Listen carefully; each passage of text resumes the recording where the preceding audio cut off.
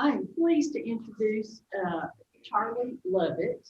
We are here today to talk about the newest addition to Charlie's many accomplishments, Escaping Dreamland, which was just released in September of 2020, I believe. So let me hush and let the man of the hour speak for himself. I'm pleased to present you author extraordinaire, Charlie Lovett. Thank you.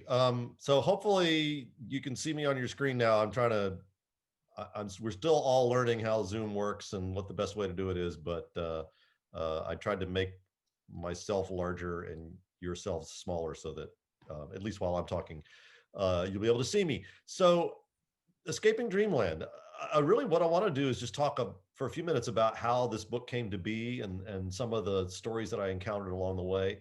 And then we'll let you take some questions and try to have a conversation about it. But it was early in 2016, is that right? Yeah, early in 2016. I was actually recovering from some surgery, and so I wasn't sleeping very much, and I was waking up in the middle of the night quite a bit and lying there and thinking about what did I want to write next. And I thought, well, I've written at that point I'd written three novels, one about that had something to do with William Shakespeare, The Bookman's Tale, one that had something to do with Jane Austen, and one that was sort of connected to the old English legends of Arthur and the Knights of the Round Table. So these were sort of high points of English literature, that the kind of things that you encounter in high school and college classes, and that everyone is forced to read at some point. But I thought, those are not the books that when I was becoming a reader and learning that reading could be more than an assignment, it could actually be something enjoyable. Those were not the books that got me excited about reading. They were not the books that made me want to come back to the bookshelf again and again and again. The books that first got me excited about reading were these books, the Hardy Boys. And the books that got a lot of my friends excited about reading were either the Hardy Boys or Nancy Drew, or sometimes Tom Swift or the Bobbsey Twins, these children's series books that actually originated in the early 20th century and were hugely popular especially for the first 50 or 60 years of that century, and some of which remain in our modern reading vernacular. And I didn't want to try to put them on a level of Shakespeare or Jane Austen and say that the Hardy Boys are great literature and that Franklin W. Dixon, who wrote the Hardy Boys books, is the Shakespeare of his time. But it did occur to me that maybe they have been neglected somewhat, in that trite and cliched as they may be, they are responsible for generations of young Americans getting interested in becoming readers. And that's a huge thing. I mean, when I was growing up, there was no Harry Potter, there was no Percy Jackson, there was no, there wasn't this sort of whole world of middle grade and young adult books that exists now. There were a few, real quality books, and then there were 8 million of these, and so this is kind of what got us excited about reading. So I thought it would be fun to explore that world. And another thing that occurred to me is that I knew a little something about Franklin W. Dixon and about Carolyn Keene, who wrote the Nancy Drew books, that I had learned back in the 1980s when I was an antiquarian bookseller. And that is the fact that Franklin Dixon and Carolyn Keene and Laura Lee Hope, who wrote the Bobbsey Twins, and Victor Appleton, who wrote Tom Swift, none of those people existed. They were not real people. They were made up people. And I thought that'd be kind of a cool thing to put into a novel. They were all part of the brain of a guy named Edward Stratemeyer. And Edward Stratemeyer had a publishing syndicate that he started in the very waning years of the 19th century, but that really took off in the early 20th century. And he would come up with ideas for these children's series books. And he would write outlines of each book, and then he would send the outlines to ghostwriters who would then write the book. And then he would publish the book through a series of different publishing companies. And at the time, a typical hardback book cost about $1.50. And he was selling his books for 50 cents. And his idea was, if I can sell books to kids that they can actually buy with their own pocket money, I could sell a lot of books. And it worked. He sold hundreds of millions of books. but he would invent pseudonyms so that he could use different ghostwriters, so that if 12 different people worked on the Hardy Boys series over the years, it didn't matter because they were all going to be published under the name Franklin W. Dixon. The first 10 or 12 Hardy Boys books were actually written by a guy named Leslie McFarlane, a Canadian, who got paid something like $125 a book to write them, which was not bad money for work for hire in the 1920s and 30s when he was doing it. But if he had had a contract that gave him a royalty on those books, he would have made out a whole lot better. So I thought that was a really fascinating story, and one that hadn't really been told from a fictional perspective. This whole world of these children's series books. I'd never seen a novel. I'd seen lots of other novels about Shakespeare and tons of other novels about Jane Austen and tons of novels about the Arthurian legends, but I'd never really seen anything that tapped into this world of children's series books in a fictional sort of way. So I knew that Stratemeyer had gotten his start in the late 19th, early 20th century. And I also knew that I had on my shelves a few of those books from the early years. And this is one of them. And the reason I happen to have these, this is called, I don't know if you can see it, 5,000 Miles Underground. The reason I happen to have these on my shelves is because after my grandfather died, we were cleaning out his house, and there were a bunch of books, and somebody said, everybody take some books. And so I took a few books. I took children's books because that's what interested me. So this was actually my grandfather's copy. You can see his book plate in there. That is not what he looked like when he was 6 years old, I don't think. But that was his copy of this book. So when I started getting interested in writing about children's series books, I went to these books I had of his, and he also had some Horatio Alger books and some others from the period. But these were the ones that really interested me. They were published by Stratemeyer. They were done the same way that the Hardy Boys and the Nancy Drew books were done later on. At this point, Roy Rockwood was actually a guy named Howard Garris, who wrote the Uncle Wiggily books, but he also wrote these books, which are essentially early works of science fiction. They're coming out around the same time as the War of the Worlds and the Time Machine and things like that. And so I opened this book, and it said on the back of the title page, there were three words that I thought that really struck me: New York, 1906. And I thought, what if I set a big chunk of this book in New York City in 1906? I love New York City. I really do think in many ways it's the greatest city in the world. And 1906 was a time period I didn't know very much about, but it intrigued me. And the more I learned about it, the more it intrigued me. The one thing I knew about 1906 was there was an earthquake, not in New York, in San Francisco. But I thought, okay, I'll have to put that in there. And that's a point at which I started thinking that maybe several of my characters might have these traumatic events in their past. And as it turns out, there are four major characters in what became Escaping Dreamland. There's a writer living in New York City in 2010 who is having trouble with both with his career and with his relationships, because has refused to face some traumas from his past, and so he's kind of going back and trying to find a way to face up to these demons from his past. And then there are three writers living in New York City in 1906 who are writing books like this, children's series books. Three young people, they're in their 20s when the main part of the book is set in 1906. And the book kind of explores a lot of things, but it first and foremost explores the relationship between these four writers, and how the writer in the present was so influenced by these children's series books that they're just sort of part of him, but a part that he feels like he needs to hide because he feels like he should be ashamed. He's a very successful literary novelist, and he doesn't feel like he can tell people that his favorite books were the Hardy Boys and Tom Swift. He should be saying, I read Ernest Hemingway and S. Scott Fitzgerald. But they're a real part of him. And then he gets fascinated in the lives of the people who created his favorite books. So I didn't want to use real people in my novel for the people writing the children's series books. And I didn't want to use a real publisher. I didn't want to use Edward Stratemeyer. So I invented a fictional publisher who was sort of, Edward Stratemeyer wannabe, and three young people who really wanted to write these sorts of books.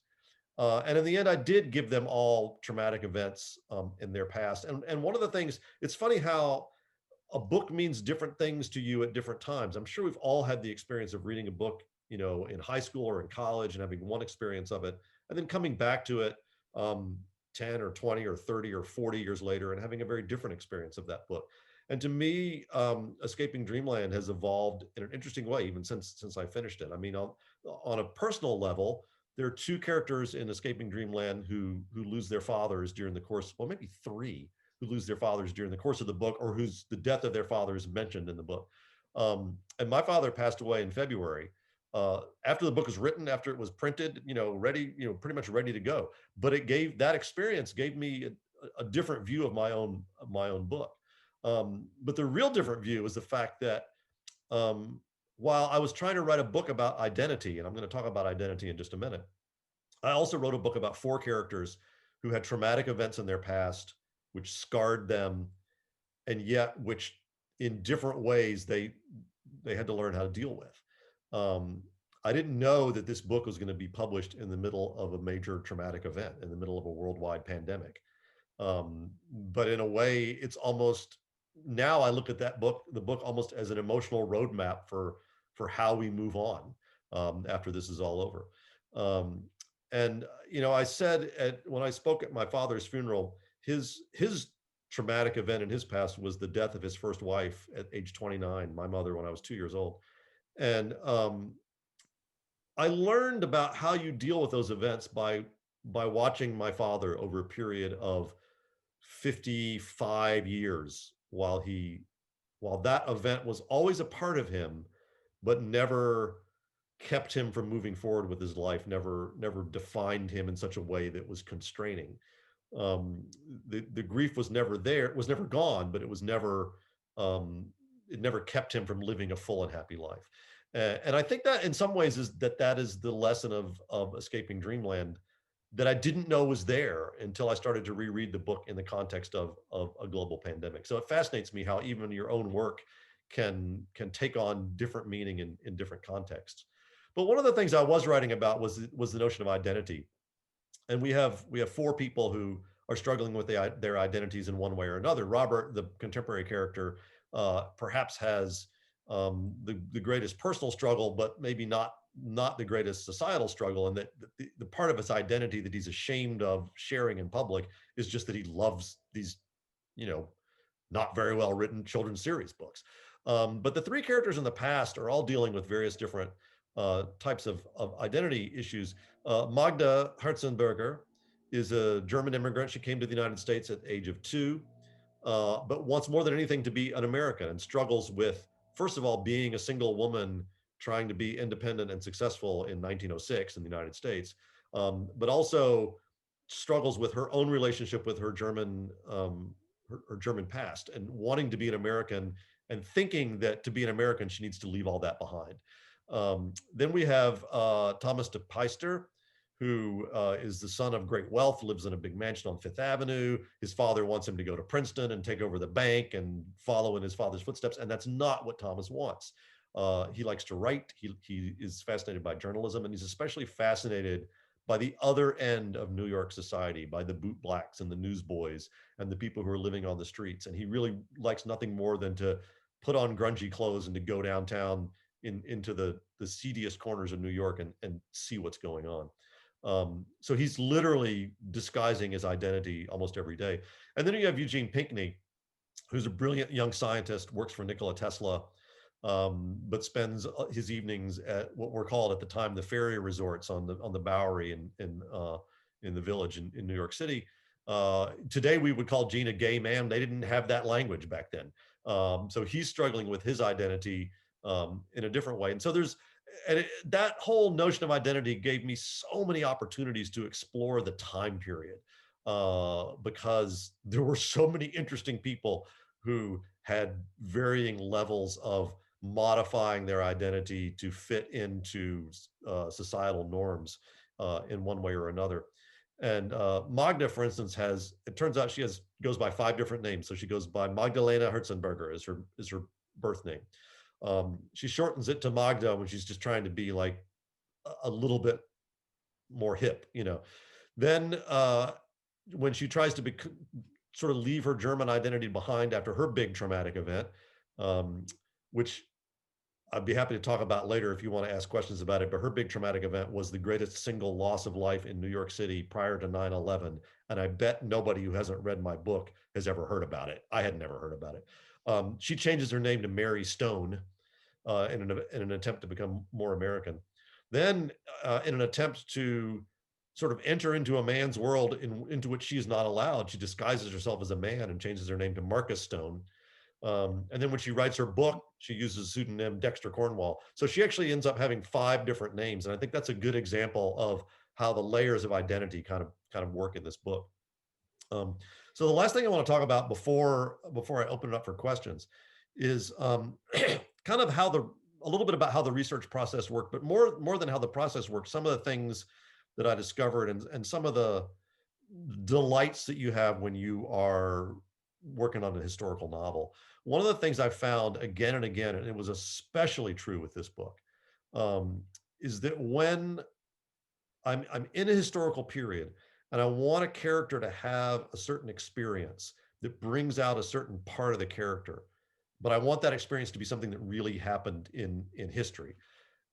Time and time again, the research leads me to discover something that is much more exciting and much more apt for the character than anything I would have made up if I was writing a non-historical novel. And I'll give you just a couple of examples. I talked about this issue of identity, and there's several places in the book where Gene doesn't exactly dress as a woman, but he dresses in a feminine way when he's going to these nightclubs down on the Bowery. And I said Magda has to dress up as a man to try to get a job. So there's several places where the way that somebody is attired on the outside is masking identity. So I wanted Magda to go to the circus. The books that Magda writes are about a young circus acrobat, Dan Dawson. So I wanted her to go to the circus. So I said, what was a circus like in New York City in 1906? So, pulled out the newspapers, found when Ringling Brothers or Barnum and Bailey, one of the others, before the two of them joined forces, was going to be at Madison Square Garden, which of course back then was down on 26th Street, not where it is now over Penn Station. And I read the accounts of the circus, and there was an acrobatic act, and I thought, oh, I love acrobats. I'll have Magda love acrobats, and so I'm going to really look at the details of this act. Well, it turns out the youngest member of this acrobatic family was a little girl who got thrown up in the air and twirled around and did all this really cool stuff. I thought, great, that's a little girl. That'll fit well because Magda is a woman. And then I dug a little deeper, and it turns out it was a little boy dressed as a little girl. I thought, even better. I mean, it just fits so perfectly into everything that I'm doing in the novel. Another example is the character of Tom. He, I said I had to use the 1906 San Francisco earthquake if I was going to be in 1906. So Tom's in San Francisco when that happens. He's covering a story of Enrico Caruso singing at the Opera House in San Francisco, which in fact Caruso did sing at the Opera House in San Francisco the night before the earthquake, and ran out into the streets in his pajamas the next morning. So Tom is in San Francisco, experiences the earthquake, experiences this great sense of helplessness afterwards during the aftermath and the fires, experiences a personal loss, which I'll let you discover when you read the book. And it's a very, very traumatic moment for him. So he goes back to New York. He meets these other two people. They start working on books together, and they decide at the end of their summer together that they are going to go here to the Dreamland amusement park on Coney Island. And there's about a 40-page scene that takes place in the Dreamland amusement park. It was a park that was opened in 1904. At the time, it was the largest of the amusement parks on Coney Island. It was fashioned after the White City, the 1893 Chicago World's Fair. So it was all white, beautiful white, sort of Italianate buildings with huge amounts of electrical light in the evenings, which was a big deal in 1906. It was a special place. And there were all these different attractions, but one of the attractions that I learned a lot about was called Fighting the Flames. And it was kind of like the same idea as when you go to the Indiana Jones show at MGM Studios. You went into this big sort of arena, and there was a street scene, and there were like horses came through in buggies, and there was a parade, and then all of a sudden the 6-story building catches on fire, and flames are flying out of the windows, and the firemen come, and they have the nets, and people jump out of the windows and land in the nets, and they, put the fire out, and it's all very dramatic. And so I thought I'll have to send my characters to this attraction. And so again, dig a little deeper in the research, and I found out my characters are going to Dreamland in the summer of 1906. The San Francisco earthquake took place in April 1906. Dreamland opens for the season in late May of 1906, barely 5 weeks after the earthquake. When Dreamland opens for the 1906 season, they have already rebranded Fighting the Flames as the Great San Francisco Earthquake.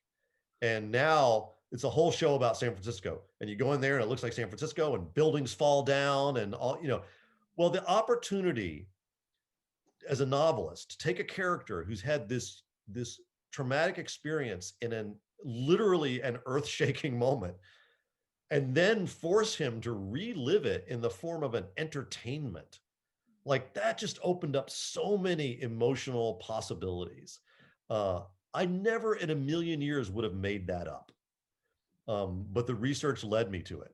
And so there's a lot of things like that in this novel. And one of the last ones I'll mention is I wanted to have some months after the scene in Dreamland, I wanted Magda and her friend Jean to just have an afternoon together.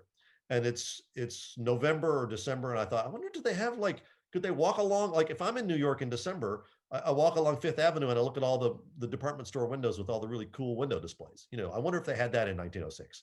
So I look it up and I was like, yeah, they did. It was a lot farther south in 1906. It was called the Ladies Mile.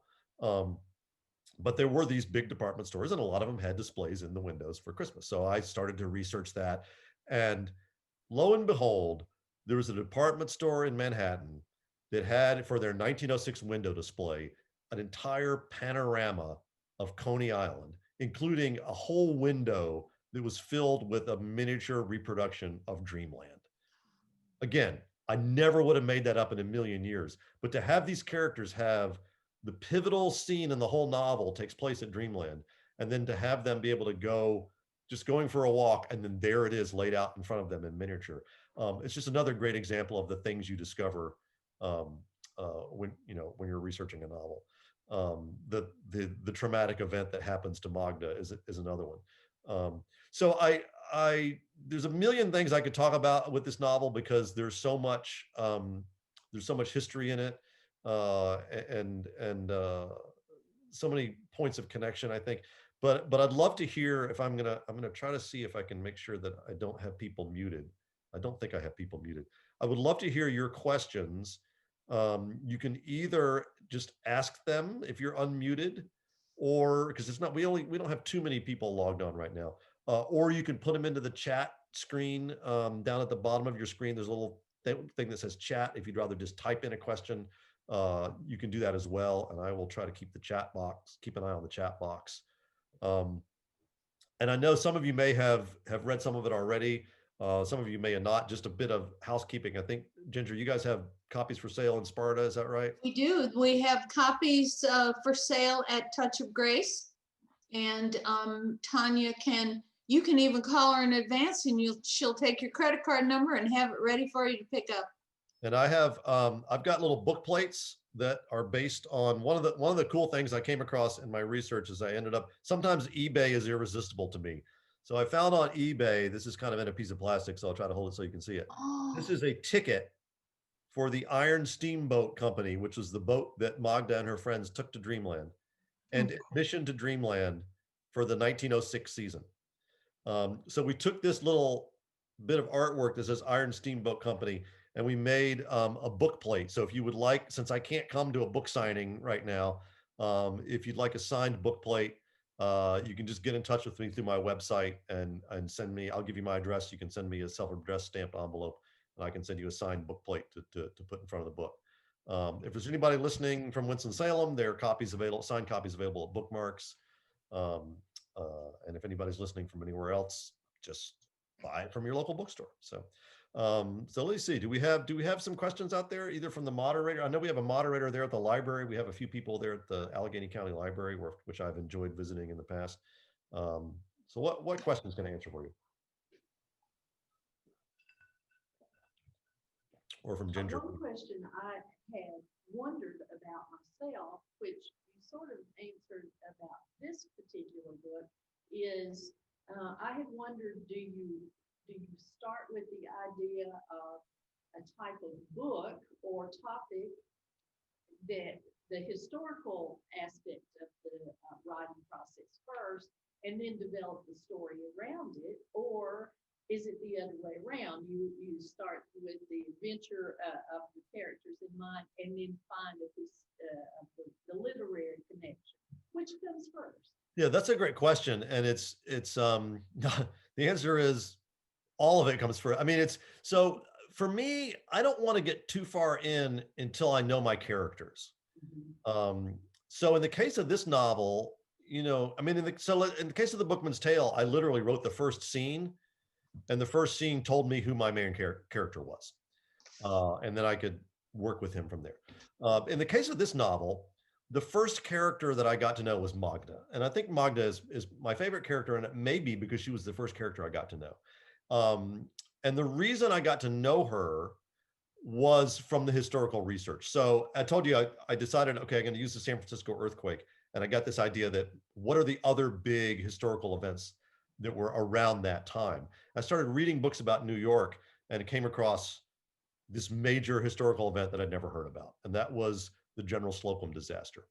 This was an excursion steamboat that was filled mostly with women and children from a neighborhood called Kleine Deutschland, the largest German-speaking neighborhood outside of Berlin in 1906. And so these were all German immigrant families who were going on a Sunday school picnic on Long Island. And as the boat steamed up the East River, it caught on fire, eventually sunk, and over 1,000 people were killed. As I mentioned, it was the greatest single loss of life in New York prior to 9/11. And I thought, this was 1904, June 15th, 1904. I thought, I've got to have somebody on that boat.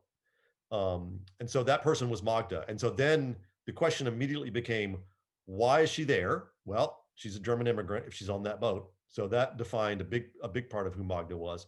And then the second part of the question is, what happens to her afterwards? How does this affect her? And the answers to those two questions really sort of gave me Magda's character. And that was my first real linchpin of the four major characters. Then I knew that I wanted to have, in the historical time period, I knew that I wanted to have a queer character, but I didn't really know what that meant in New York in 1906. Like, I had a sense of what it meant during the AIDS crisis, for instance, or even during the 1970s or now, but I didn't really have any sense of what it meant in 1906. And so I called my child Jimmy, who lives in New York and who did some queer studies in college. And I said, where do I go? What do I read? And Jimmy goes, you got to read this book called Gay New York.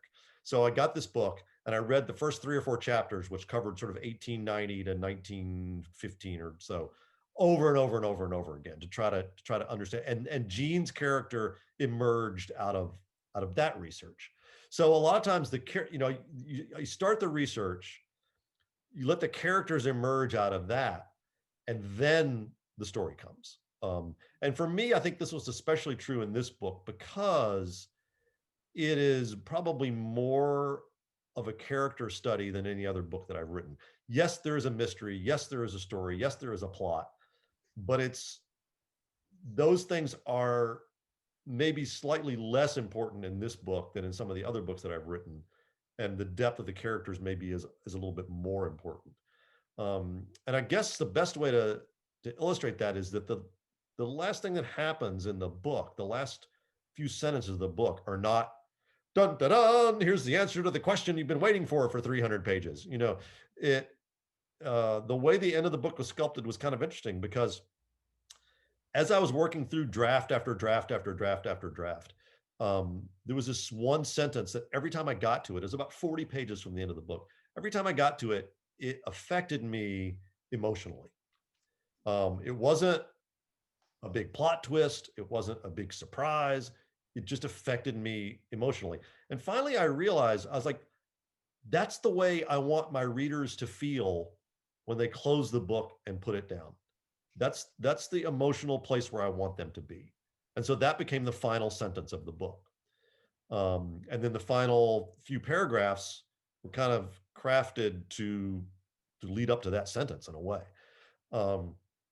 So, I mean, I know I've kind of gone off on a tangent, but the answer to your question is, for me, it's the general idea comes first.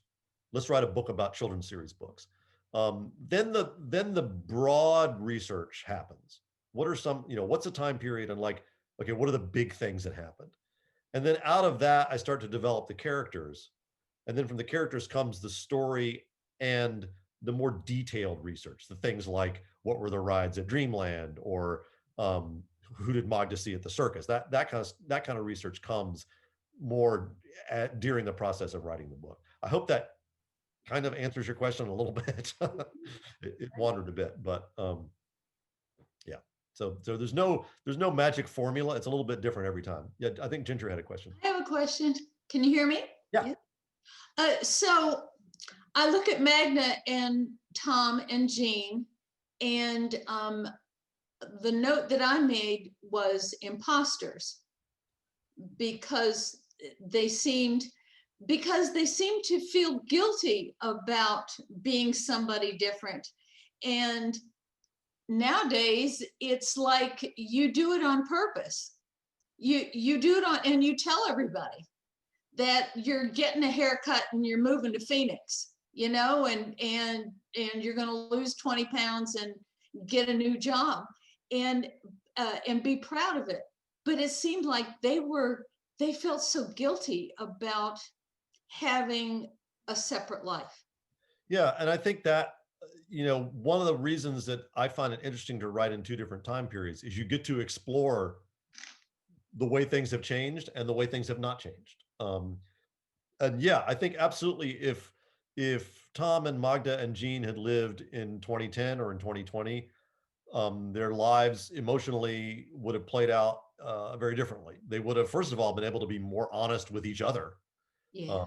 About who they were and how they were feeling, but and certainly more honest with the world around them. That being said, I still think that we all are always hiding a little bit of who we are.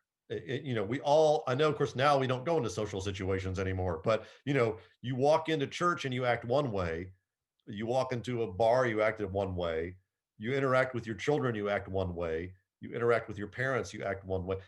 We all have these and that's, it's not dishonest necessarily, but you hope that hopefully your spouse or your significant other is the person that you can sort of let down all those guards for. You hope that you have somebody in your life that you can do that with.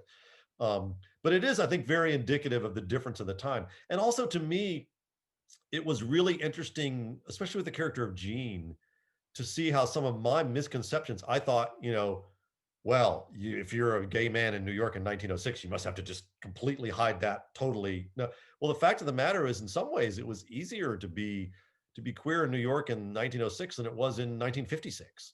And so we have this notion that change is linear, and it's not. It's, it kind of goes up and down, and but I do think it's interesting to explore for all of them. And I mean, for people have told me that they think that Magda is a feminist character, which I guess she could be construed as. I mean, nowadays what she does is we would look at her and go, well, she's a secretary and she's, making bandages for people, and that she's doing all these sort of things that are considered to be traditional women's roles. But in the context of 1906, she's living alone, she's supporting herself. She's trying to do something that, at least in the context of her company that she's working for, has previously been only limited to men in terms of writing these books. And so, yeah, that what her rebellion is very different in 1906 than maybe it would look today for the same character. And then the same thing with Tom. I mean, I think Tom's, to the extent that Tom feels guilt about what he really wants to do with his life, it's because he's had these expectations piled on him by his parents.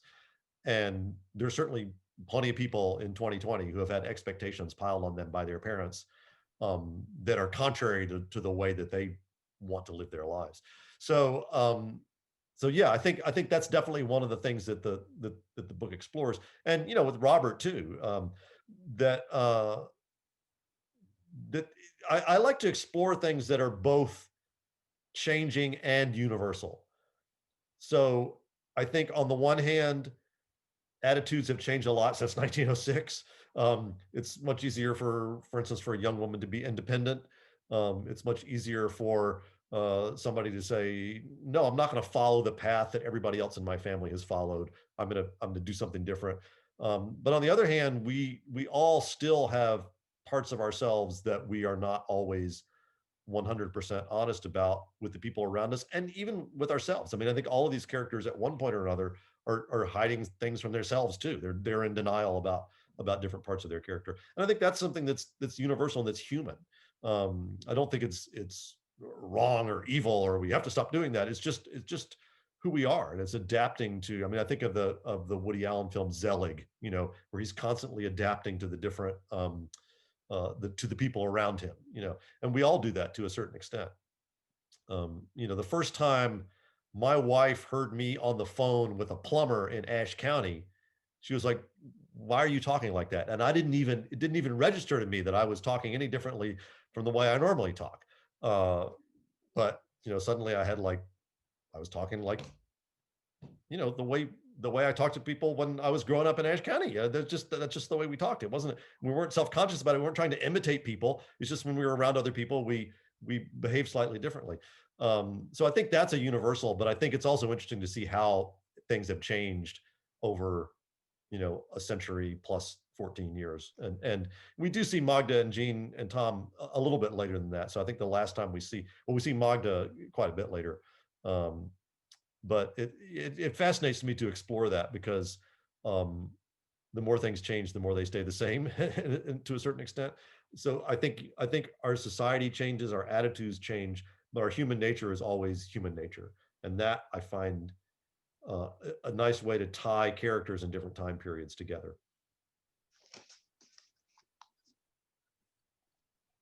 Is there, having written widely different areas, is there one of your books that you have enjoyed writing more than the others? So I honestly think that if the answer to that question is not the one I just finished, then why do it? Uh, so the one I just finished, I think Ginger knows about this. We were talking about this a little bit earlier. The one I just finished begins in a fictional town called Alta Vista in the mountains of North Carolina, which bears more than a striking resemblance to Sparta. I sort of pictured it as Sparta in my mind. I mean, I could have pictured it as West Jefferson, but I always like the fact that, West Jefferson's kind of down at the bottom of the hill, and Sparta, like you drive uphill to get to the middle of town. And I kind of like that feel, just even though it's not mentioned in the book that I just kind of like that. And I was always coming into Sparta from Laurel Springs. So you go uphill to get, so the new book is, which I just sold to, I mean, I think it was just announced in Publishers Weekly a couple days ago. So it is officially, going to be published. Currently it's called The Enigma Effect, but I don't know, titles are always subject to change, but it's about a small town librarian living in the mountains of North Carolina who teams up with a professional assassin to solve a 75-year-old Nazi mystery. So just pretty normal stuff, I really, with that book, I really wanted, Dreamland was more, as I said, is more of a character study and less of a mystery. And so with the new book, I kind of went the other direction, and I wanted to write more of a strict thriller. So literally the first thing that happens in the first paragraph of the book is that Patton, the main character's young woman, is she's in her kitchen on a Sunday morning, trying to make a pastry that she saw on the Great British Baking Show, and suddenly she comes under sniper fire, and that's how the book starts. So it's you get thrown right into the action on page one. And when will this be? You said that's a good question. We haven't really talked about. Like I said, we just made an agreement with the publisher the other day. So my guess, if I had to guess, I would say spring of 22. That's a typical time lag from signing the contract to the book coming out. But on the other hand, they might want to try to do fall of 21 to coincide with the paperback of Escaping Dreamland. So we'll find that out probably in the next few weeks. But I even though I guess you could say that in some ways my first three novels have a lot of similarities. They're all literary based. They all have rare book themes. They all are mysteries. Um, I didn't want to just spend my whole career writing the same book over and over and over again. And I do feel like I did different things with those three books, but I think Escaping Dreamland is more of a departure. And then the new book is, it reads to me, I mean, it reads a little bit more like, like a John Grisham book. At least it's a little bit more like a typical thriller. There are multiple places where the main characters are in really big trouble, and in danger uh, of death or worse. There are big societal stakes. All the things you come to expect in kind of a typical thriller.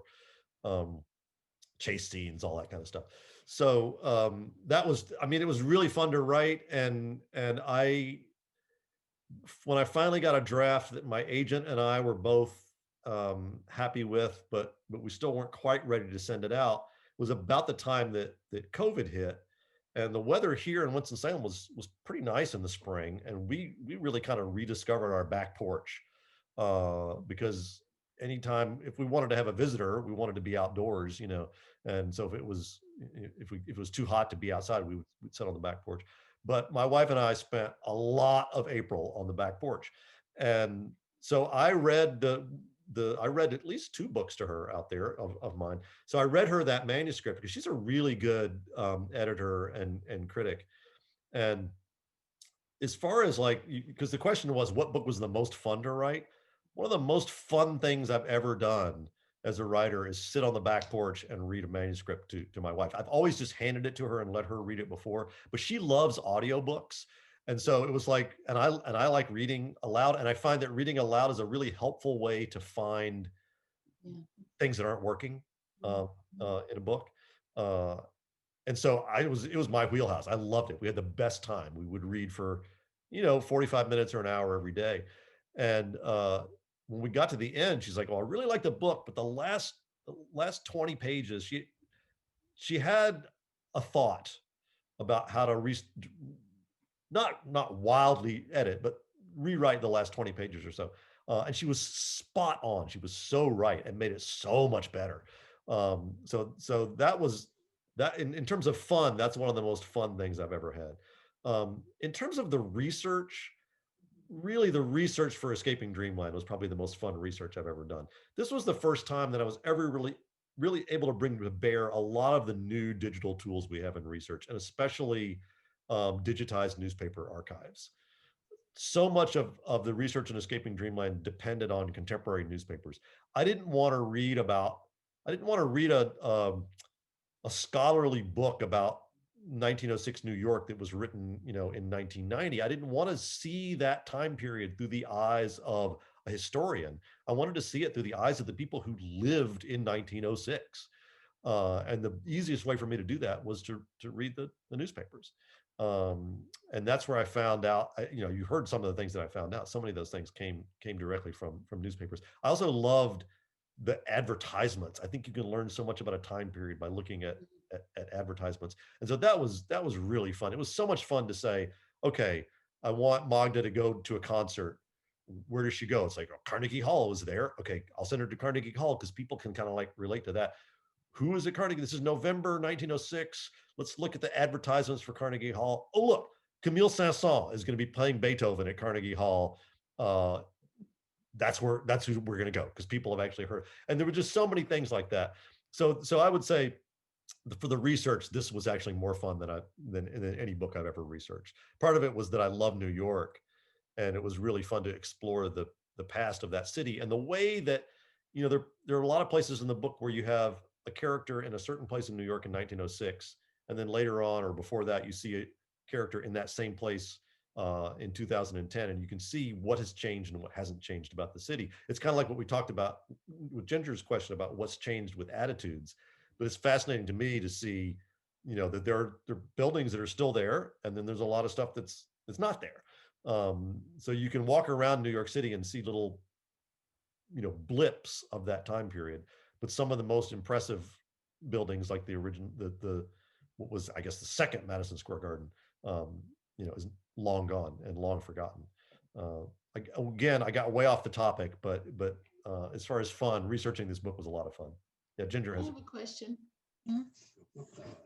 Um, one of the things that I loved was the father-son connection between Robert and his dad, and reading the books together. Yeah. And so I thought to myself, if we were going to explore the idea of a father-son book club, or books that they could share, what would we have to choose from? I mean, other than the Harry Potter books, or Yeah, I mean, I think, of course, it are depends. there children's series today? Yeah, well, so hopefully in the spring, you'll be able to have them read my book, The Book of the Seven Spells, which is the first book of a trilogy. It's supposed to come out in the spring of 2021, but smaller publishing houses especially are kind of up in the air right now about what exactly is going to happen.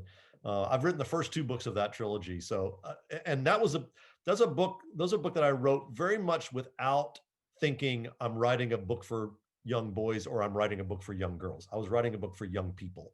And I've had the pleasure of reading those books aloud to groups that included boys and girls, and it doesn't, but I think it depends on the kids. There's so many children's series books out there. I'm really not, even though I'm writing a children's series, I'm far from being the expert on them. When I was growing up,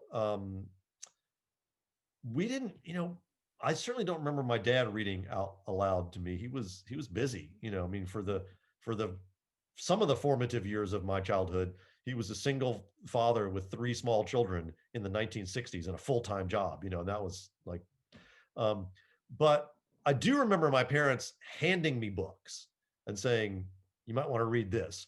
And I was always like, no, if my parents gave it to me, I'm not going to read it. And of course, in the end, those ended up being some of my favorite books. The books that I read with Jimmy, and Jimmy is non-binary now, but back in the day, Jimmy was a little girl. But we read The Hobbit, we read The Lord of the Rings, we read From the Mixed Up Files of Mrs. Basil E. Frankweiler is one of my favorites. The 21 Balloons is one of my favorites. I think none of those are gender specific in any particular way. The Narnia books, I always enjoy as a kid. So I kind of go back to the classics. I mean, there is this thing called Alice in Wonderland, but also, it fascinates me how, for instance, my daughter at one point when we were living in England, we said she was reading all these Enid Blyton books, and we said, okay, you got to read one good classic book for every Enid Blyton book that you read. And so she read The Wind in the Willows. Really didn't care for it. Just was not her cup of tea. And yet I've met, and I thought, well, maybe it really is. Maybe it's sort of dated. It's very Edwardian. I've talked to other people in her same generation who's like, oh, my favorite book growing up was The Wind in the Willows. So I think it depends on just finding the right books for the right kids. And it depends on age. I mean, I think it's great to defy. I mean, I don't have any truck with the Walt Disney Company, but go back and read the original Winnie the Pooh books with the original Ernest Shepard drawings. Those are great. I mean, this is for younger kids probably, but those are great read aloud books. And they're in amounts, excuse me, amounts that you can sort of handle for a younger kid. So yeah, there's, my mind tends to go to the classics, but then of course there's a million new things out there with a lot of books are written with like the Percy Jackson books, are written with a male heroine, and then you have others that are with a female heroine. I really like the books where they're not gender specific. I mean, I think it's fair to say that Harry Potter has a pretty good mix of male and female characters, even though Harry obviously is a male character. But uh, yeah, I mean that was kind of a wandery answer to your question, but I think the idea of a father-son book club is great. I think we've been told that something like 60% of book buying decisions in the United States are made by women. I'm looking at the faces in front of me at not just this event, but almost every event, and they tend to largely skew female, and that's not because of the kind of books that I write. It's because of the kind of people who are reading. Every time I do a book club, that they're almost always exclusively women. Um, it's great that women are reading. Don't get me wrong; that's fantastic. Um, it would be great if men read as much with the same enthusiasm, and a lot of men do. It's not that like no men are reading.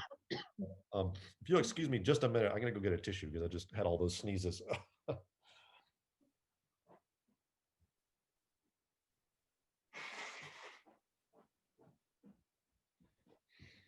Sorry about that.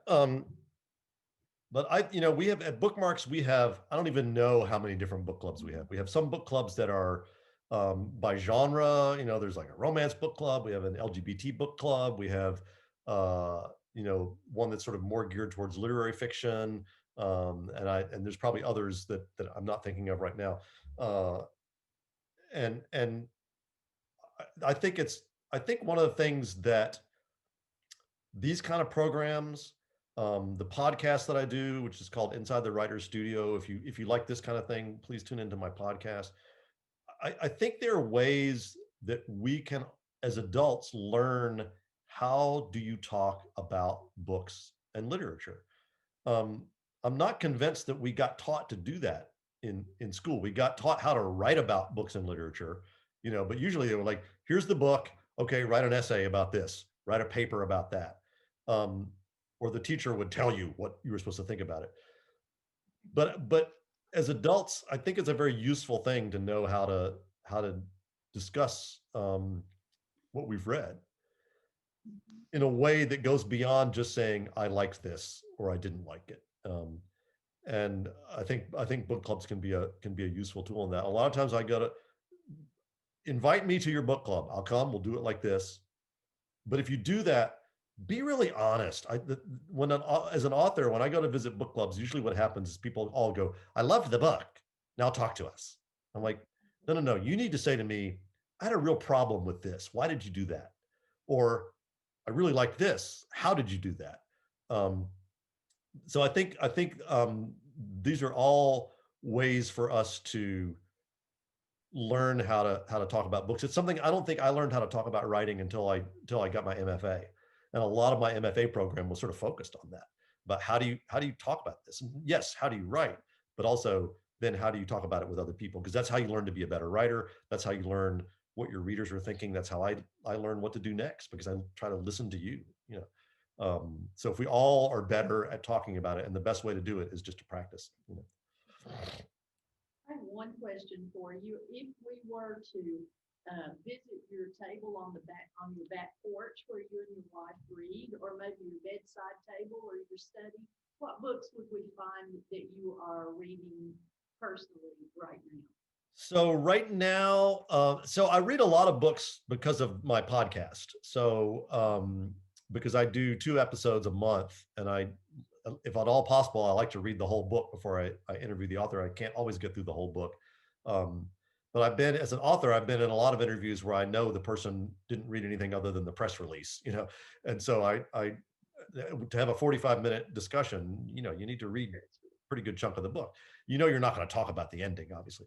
So right now, I mean, I've got Alexander McCall Smith I'm doing an event with him at Bookmarks on December 1st. That'll be also recorded as a podcast. So I'm reading the latest #1 ladies detective agency book. I'm reading a new book by Erica Roebuck, who I'm going to be interviewing in January, February, another historical novelist who I've known for many years. And it's based on a true story of a woman in the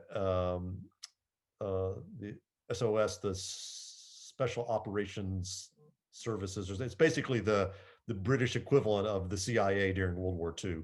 They were the people who went behind enemy lines to find out what was going on.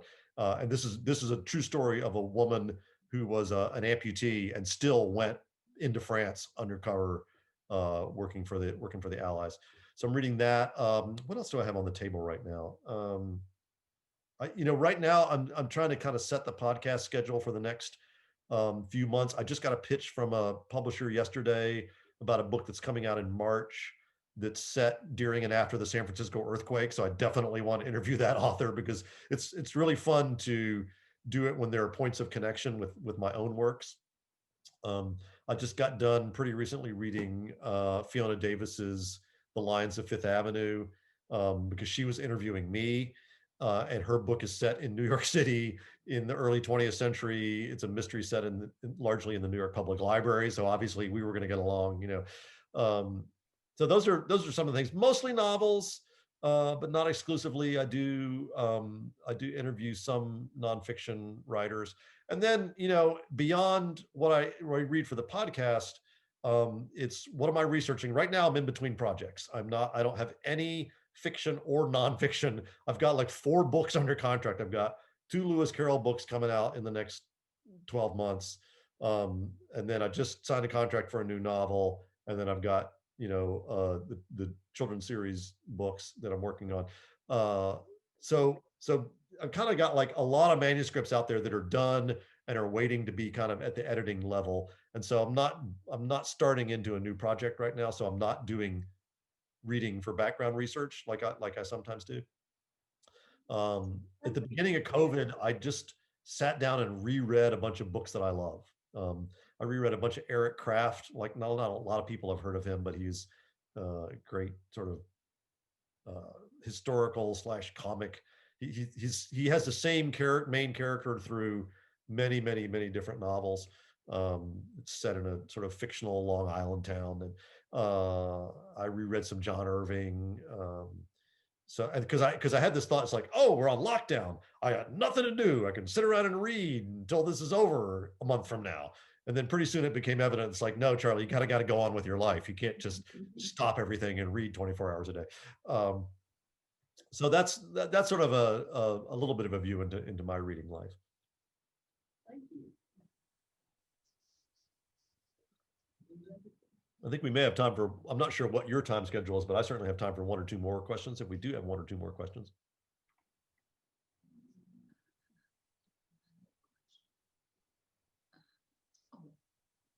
Yeah, Ginger. Well, no, it's just a comment.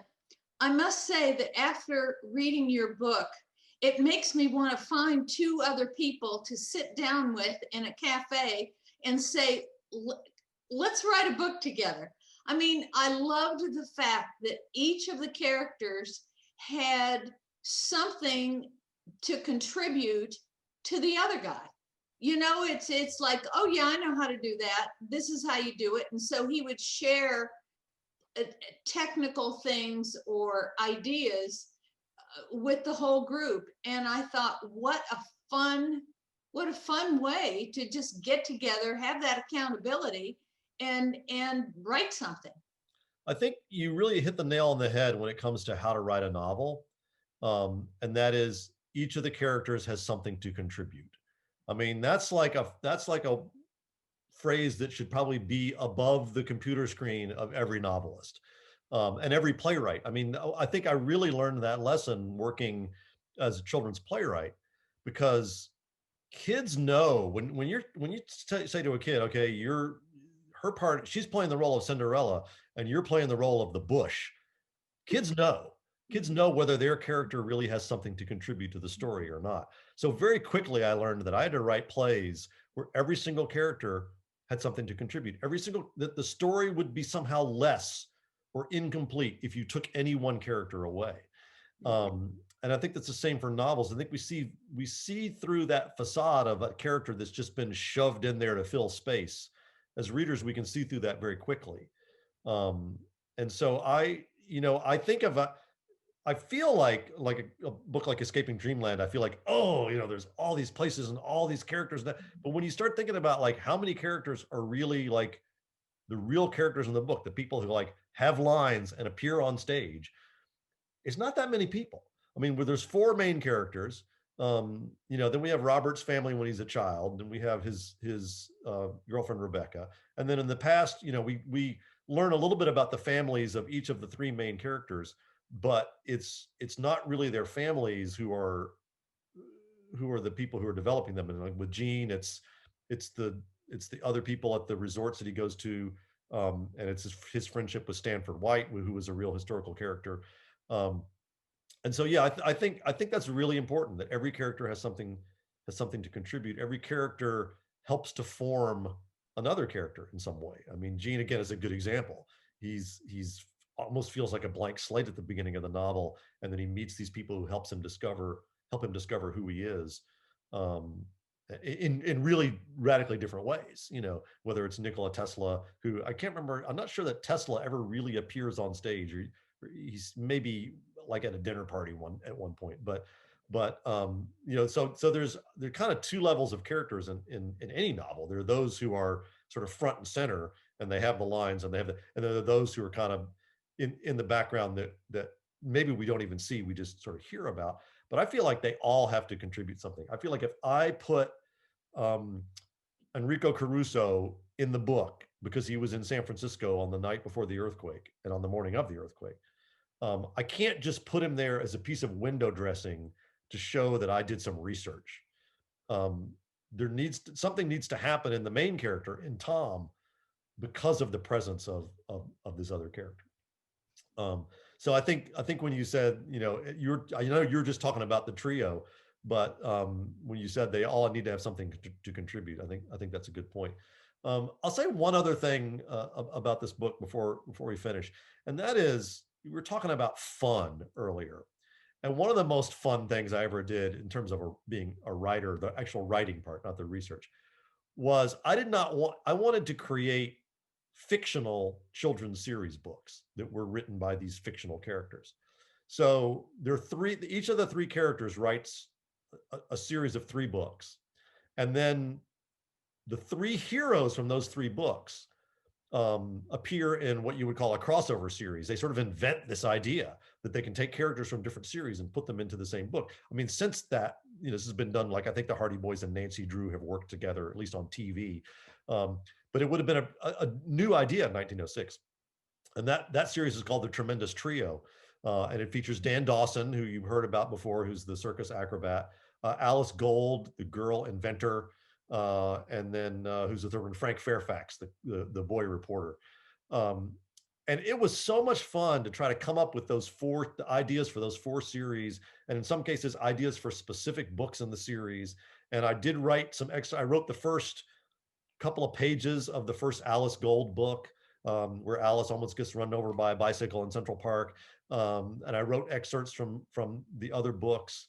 And then I wrote this excerpt that becomes sort of the central mystery of the book, which is the first chapter. It purports to be the first chapter of another Tremendous Trio book, a 4th book, but it's radically different from anything anybody's ever read as a children's book in 1906. And Robert is trying to find out what happened to the rest of that book. But writing those excerpts from fictional series books, trying to write in the very sort of overblown prose style of these ghostwriters who were writing in 1900, 1905, 1910, 1915, that was really fun, because you're almost doing the opposite of what you usually do as a writer. You're not trying to craft brilliant literary sentences. You're trying to make it sound like it really is a children's series book that was written in 1906. And that's a very different kind of endeavor. But it's like doing impressions in a way. So there were 2 parts of that. There was trying to make the prose sound right, and then there was trying to come up with ideas for books that hadn't been written in these hundreds of Stratemeyer books. So that was loads of fun. And people have asked me, "Are you going to write, a whole Tremendous Trio book? Or are you going to write an Alice Gold book?" No, I'm not planning to write an entire book. But it was really fun to play with in terms of a few paragraphs here and a couple of pages there. I would just like to say thank you so much. Yes. We have certainly enjoyed your sharing with us, and your insights, and it's been a very enjoyable afternoon for us.